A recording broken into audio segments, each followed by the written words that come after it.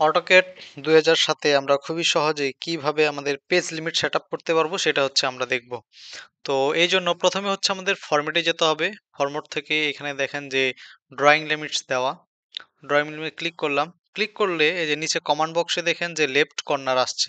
তো লেফট কর্নারে হচ্ছে আমরা দিব 0 ফিট থেকে 0 ইঞ্চি, কমা 0 ফিট থেকে 0 ইঞ্চি। ইন্টার।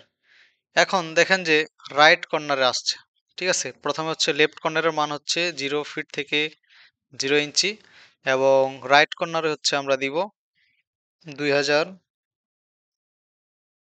ফিট থেকে 0 ইঞ্চি। 2000 ফিট থেকে 0 ইঞ্চি। ওকে, ইন্টার। দেন তারপর হচ্ছে আমরা জেট ইন্টার, এই ইন্টার দিয়ে দিব। ওকে? তারপর হচ্ছে জেট ইন্টার, এই ইন্টার। দেন এখন যদি আমরা একটা লাইন নিয়ে দেখি,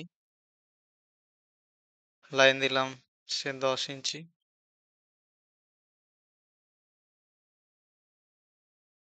এটা হচ্ছে একটা আমরা লাইন নিয়ে দেখলাম।